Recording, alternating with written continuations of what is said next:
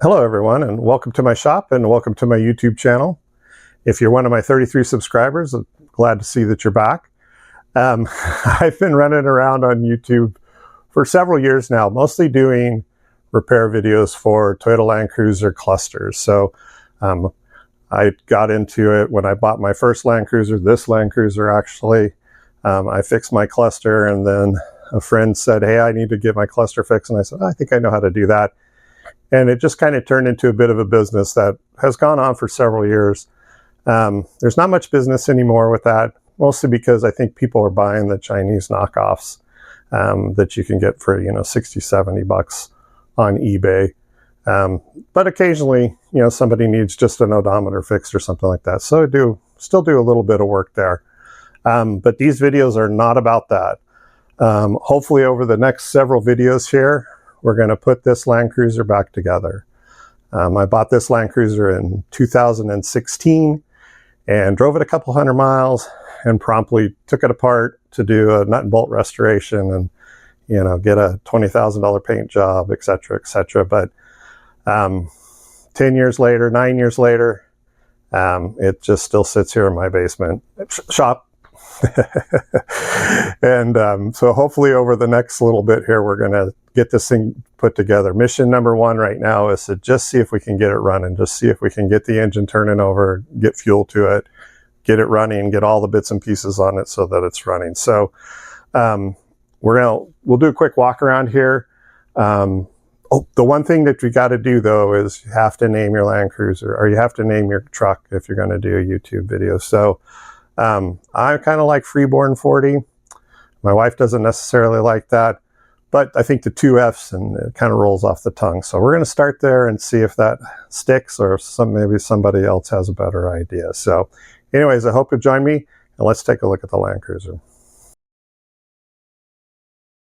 A little bit about myself. So I'm a real enthusiast of Toyota Land Cruisers, especially the FJ40s.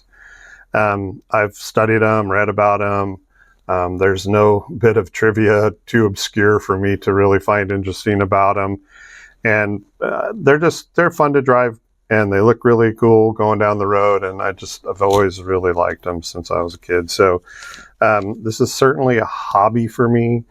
I don't work on other people's cars or anything like that. I have a very demanding job during the week. So for me, this is just a way to kind of get out and do something other than sit at a desk in front of a computer all day. So that being said, this is a Toyota Land Cruiser. It's an FJ40 is the model. And this has all of the stock running gear in it. So stock engine, stock transmission, differentials, everything. And if you don't know anything about Land Cruisers, the engine here is a 2F, which is the newer model. There was a 1F, and then in later years they came out with the 2F, which had a little more power in it. And these are, if you talk to a Land Cruiser guy, it's like, oh, I have one in the backyard that got 4 million miles on it. I've never even popped the valve cover on it, right?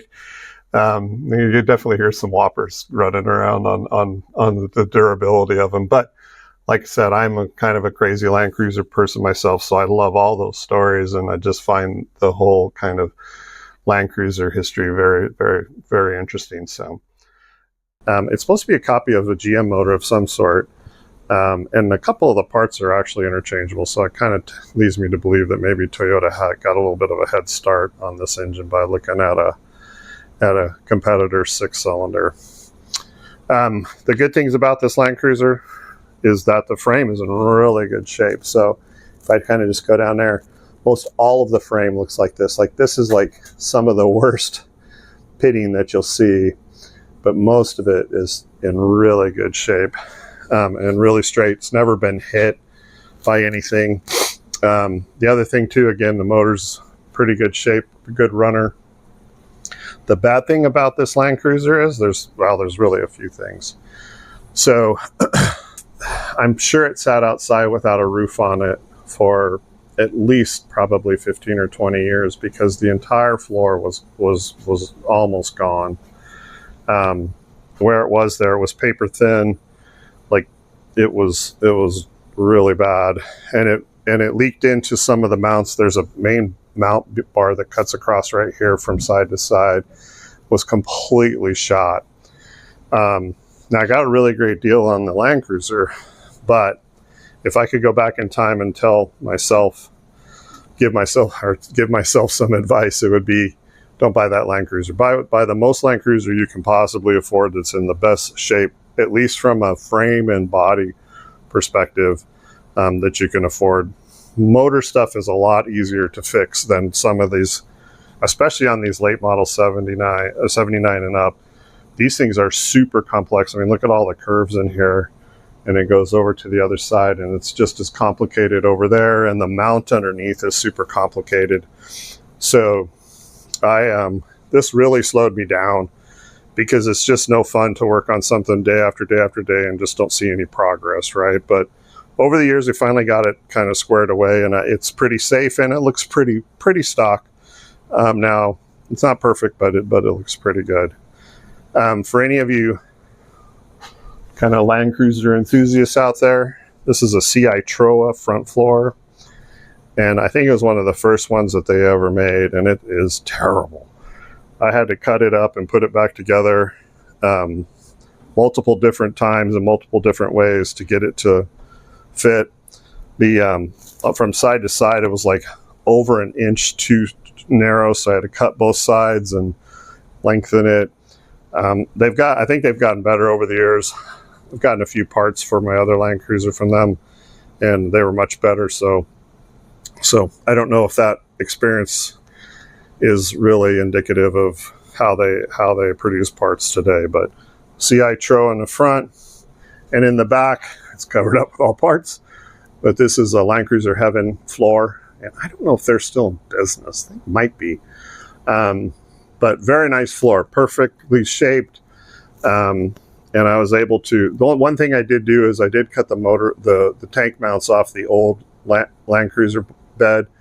They were a little beefier than the ones on here, but it still probably would have worked. I just kind of went through a phase where I was nutty about OEM parts and wouldn't have anything else if I could possibly do it. So, but very nice floor from Land Cruiser Heaven.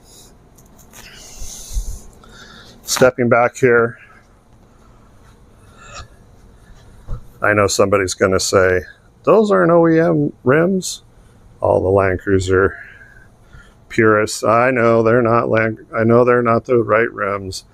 They're off a Toyota, though. I think it's off of a 70 series Land Cruiser. And I have to admit, I like the look. I like the look of it. I think they're offset a little further out, so they kind of fill the wheel well a little better. And I think they look pretty sharp.